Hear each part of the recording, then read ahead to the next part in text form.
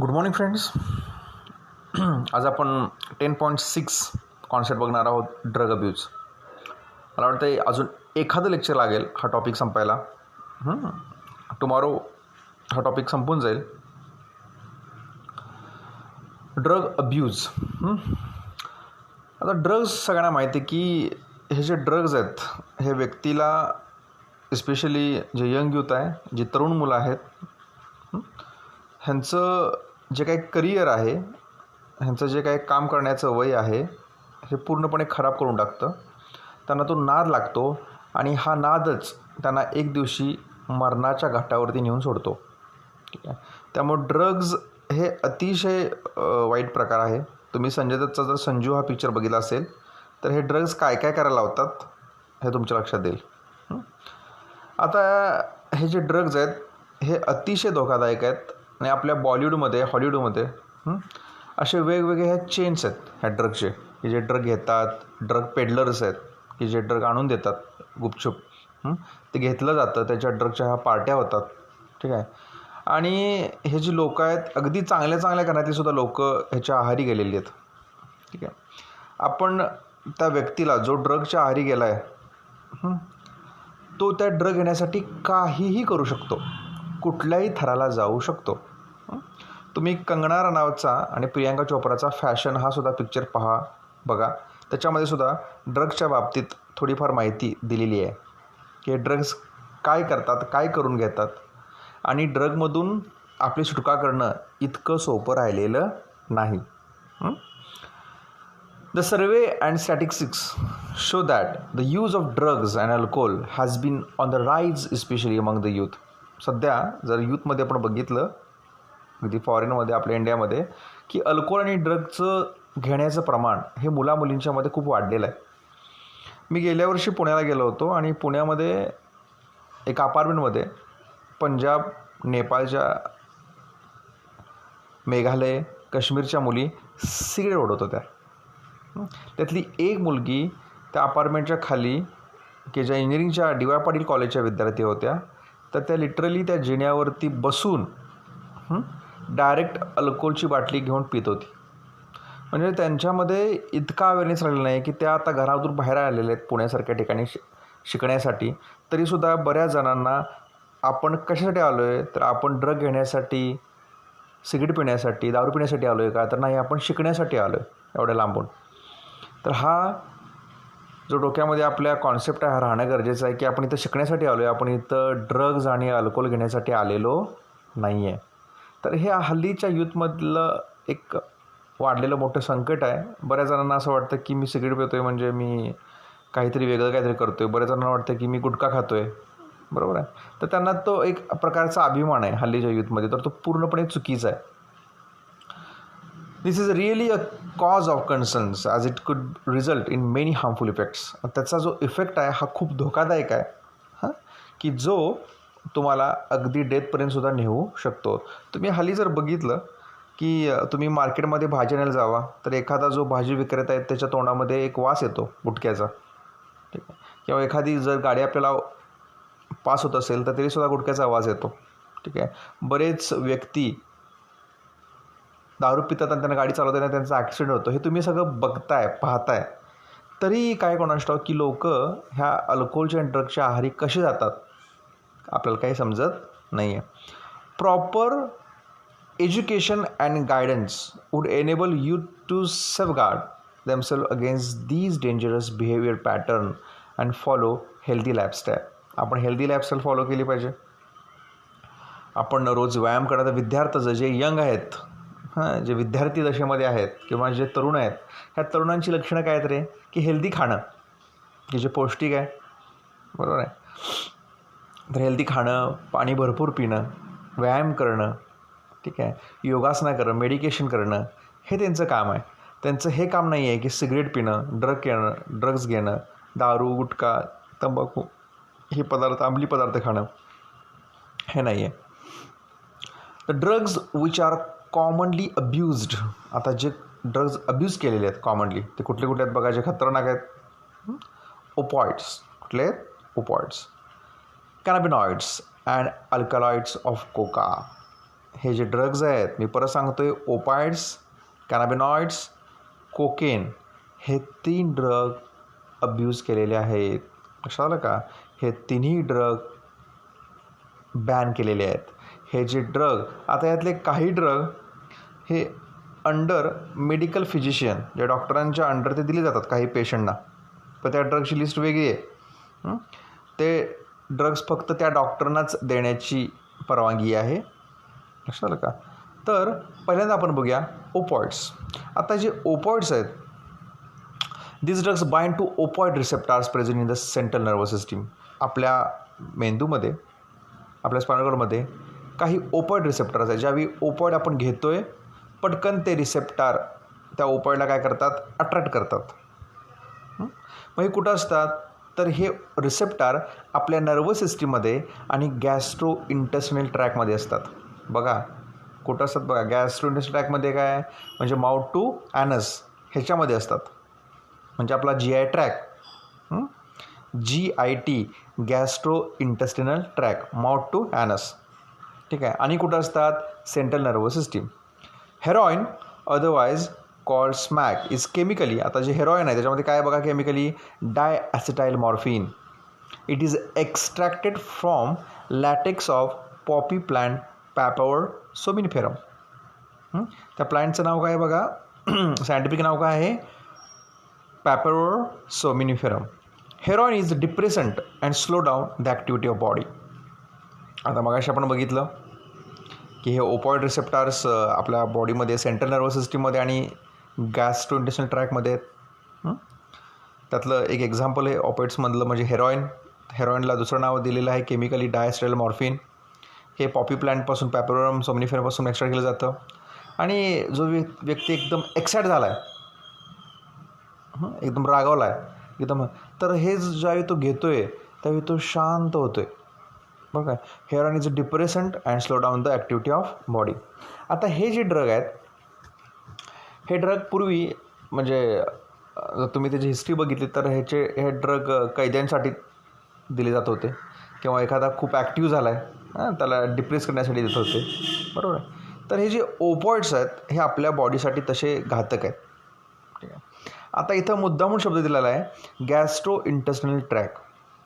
आता एखादा व्यक्ती आहे की जो ओपॉइडच्या आहारी गेलेला आहे. आता ह्याचे जे रिफ्लेक्स आहेत ह्याच्या बॉडीमधले, मी तुम्हाला इथं शब्द आला आहे गॅस्ट्रो इंटेस्टिनल ट्रॅक. आता आपला हा जो GI ट्रॅक आहे ह्याचं काम काय आहे की अन्न घेणे, त्याचं डायजेशन करणे, म्हणजेच पहिल्यांदा इंजेक्शन करणे, डायजेशन करणे आणि लास्ट त्याचं इजेक्शन करणे. म्हणजे जे काय नको असणारे पदार्थ आहेत ते आपण via anus in the form of stool, in the form of intestinal discharge हे बाहेर फेकतो. आता हे जे स्टूल आहे, हे जे फिकल मॅटर आहे, हे लार्ज इंटेस्टाइनमध्ये काय होतं आहे? रिटेन होतं आहे. पण ह्या व्यक्तीला जो ओपॉइड घेतो आहे ह्या व्यक्तीला त्याचा रिफ्लेक्स येत नाही. मग ज्यावेळी हा ओपॉइड घेतो आहे त्यावेळीच तो टॉयलेटला जातो आहे. बरोबर आहे. म्हणजे ह्याला नॅचरली रिफ्लेक्स येत नाही.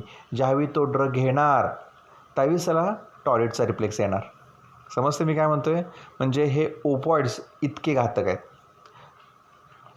सेकंड आहे cannabinoids. Interact with receptors present in brain. ह्याचे जे रिसेप्टार्स आहेत कॅनाबिनॉइड्स हे ब्रेनमध्ये आहेत directly. Inhalation and injection of the substance affect the cardiovascular system. आता हे जे ड्रग्ज आहेत हे सुंगली जातात इनहेलेशन किंवा काही इंजेक्ट करून घेतले जातात. ठीक आहे. ह्याचा पहिला परिणाम आपल्या कार्डिओव्हास्क्युलर सिस्टीमवरती होतो, आपल्या ब्लडवरती होतो. आपले जे हार्ट बीट्स आहेत हे वाढले जातात. These are obtained from inflorescence and part of the cannabis sativa. आता कॅनाबिस सटायवा जी प्लांट आहे तिचा जो इन्फ्लोरेन्सेस आहे, जे तो तुरा आहे, त्या तुऱ्यापासून हे ड्रग तयार केले जाते.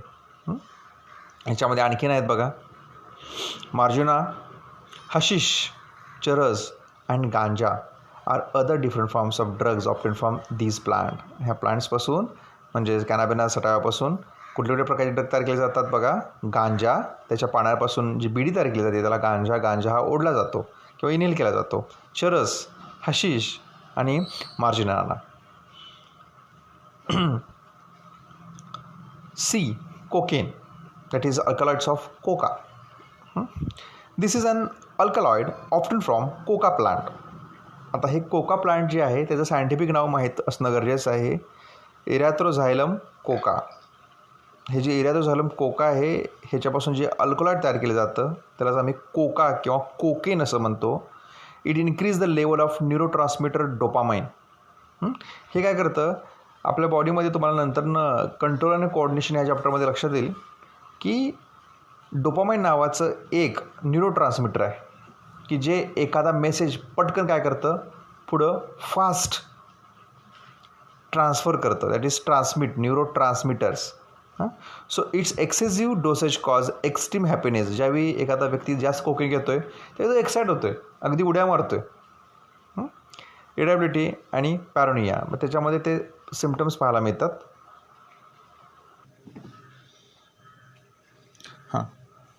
So it excessive dosage causes extreme happiness. जर कोकेनचा वापर तो व्यक्ती जास्त करायला लागला तो पर्सन, तर त्याच्यामध्ये एक्स्ट्रीम हॅपीनेस येऊ शकतो.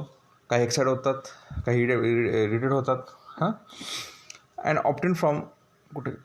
आणि पॅरानोइया. पॅरानोइया ही एक मेंटल कंडिशन आहे, हा एक आजारच आहे की ह्याच्यामध्ये तो व्यक्ती विनाकारण कोणतरी मला मारायला येणार आहे, कोणतरी मला आता हात लावणार आहे, म्हणजे हात एखादा कोणीही लावत त्याला नसतो किंवा तो एक वेगळ्या धुंदीमध्ये असतो. ही एक विकृती आहे पॅरानोइया म्हणजे, बरं का, की त्याला वाटतं आता मला कोणतरी बंदूक घेऊन मारायला लागला आहे, कोणतरी मला चिडवायला लागले. ठीक आहे.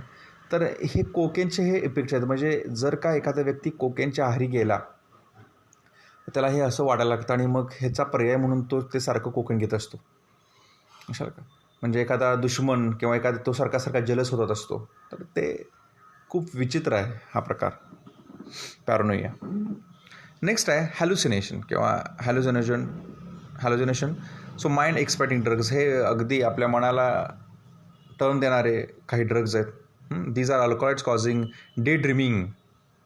दिवसाची स्वप्न पाहण्यासाठी काहीजण हे ड्रग घेतात किंवा एक वेगळ्या धुंदीमध्ये राहत असतात. ठीक आहे.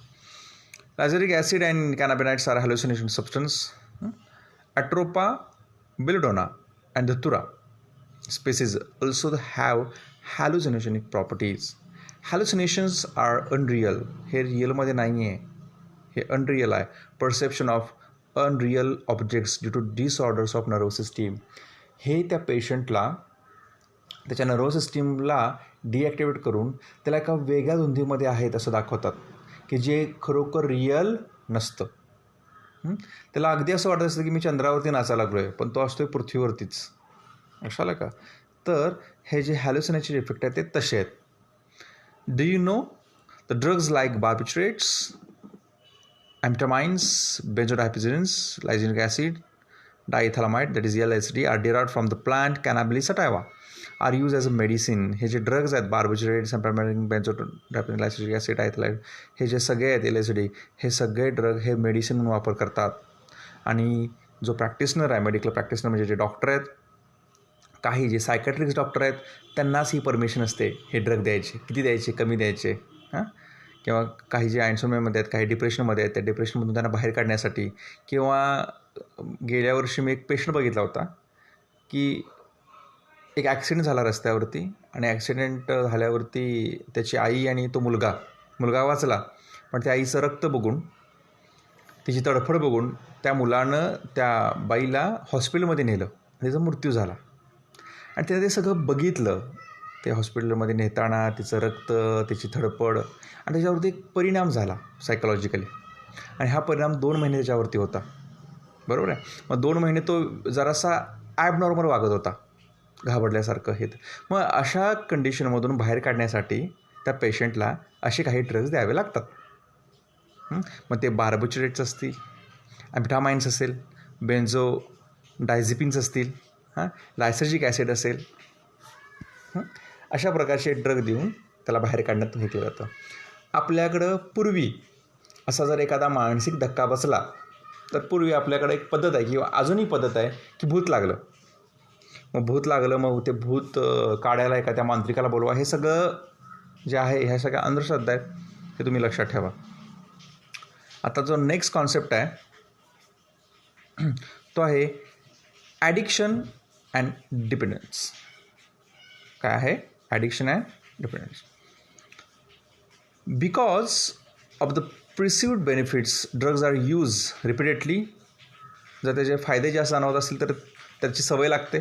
The most important things which one fail to realise it is the inherent addictive nature of alcohol and drug. Addiction is a psychological attachment to certain effects such as euphoria and a temporary feeling of well-being. ज्यावेळी तंबाखू खातोय, ज्यावेळी दारू पितोय, त्यावेळी तात्पुरतं त्याला बरं वाटतंय, पण नंतरनं ज्यावेळी ती दारूचा नशा उतरतोय त्यावेळी त्याला पुन्हा अनकम्फर्ट वाटायला लागतं.